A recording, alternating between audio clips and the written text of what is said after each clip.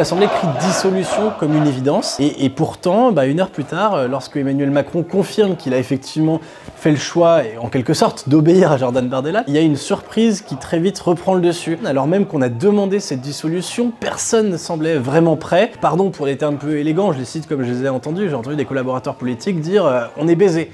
Finalement, est-ce qu'il y a une intention derrière qui est de nous prendre au piège? Donc il y avait un peu cette inquiétude. C'est pourquoi, après avoir procédé aux consultations prévues à l'article 12 de notre Constitution, j'ai décidé de vous redonner le choix de notre avenir. Au moment où Emmanuel Macron prend la parole, en réalité, les militants s'attendent à ce moment-là à cette annonce.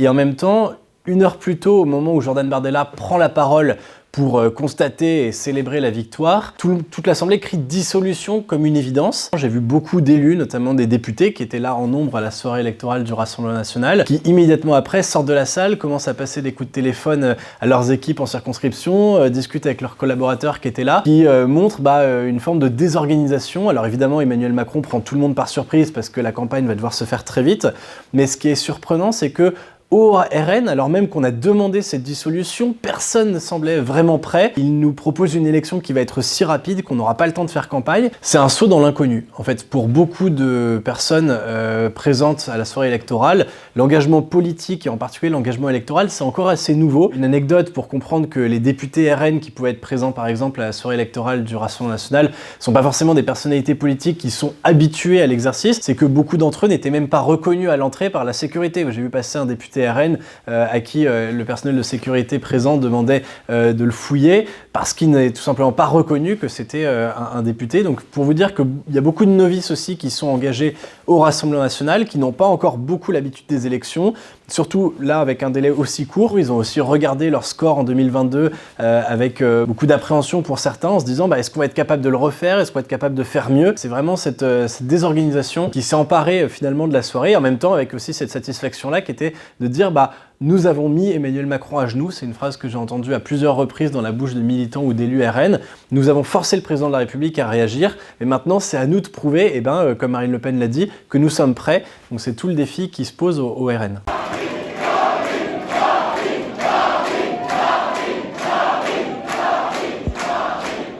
Marine Le Pen, quand je suis arrivé, bien avant l'arrivée de la plupart des militants, elle était déjà là et c'est elle qui accueillait en personne certains militants historiques.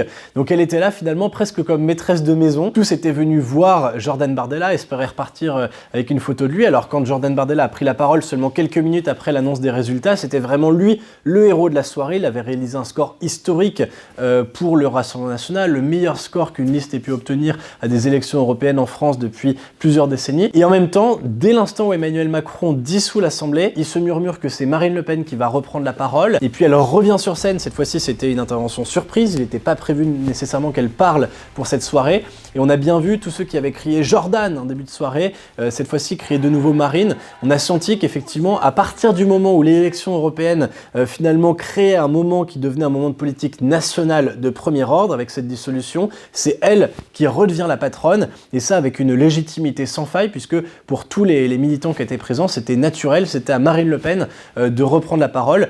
Nous sommes prêts à exercer le pouvoir si les Français nous font confiance lors de ces futures élections législatives. Nous sommes prêts à redresser le pays. Le mot d'ordre ce soir, au Rassemblement national, c'était de dire « Nous sommes désormais un parti de gouvernement ». Ça, c'est Fabrice Leggeri qui me l'a dit, cet ancien fonctionnaire européen qui était président de Frontex et qui est désormais maintenant député européen, qui était numéro 3 sur la liste. Il était suivi par une équipe de caméras allemandes. Il y a énormément de journalistes internationaux étrangers qui étaient présents à la soirée du RN. Et il m'a dit en aparté « La télé allemande me suit, c'est parce qu'ils ont conscience qu'on va peut-être prendre le pouvoir demain. » Et donc, selon lui, nous sommes devenus un parti de gouvernement aux yeux de tous. Et ça, les militants me l'ont tous dit. Maintenant, la possibilité de prendre le pouvoir en France est envisagée par tous les militants. Ça n'a pas toujours été le cas. Maintenant, ils ont conscience que aujourd'hui, le RN a 88 députés. Pour conquérir la majorité à l'Assemblée nationale, le chemin reste très long. Et donc, encore une fois, moi j'ai entendu aussi beaucoup de personnes prudentes dire attendez, c'est pas acquis. C'était la députée, ancienne porte-parole du parti, Caroline Parmentier, qui me l'a dit. Elle me dit voilà, je reste prudente, tant qu'on n'a pas gagné, on ne peut pas dire qu'on a gagné.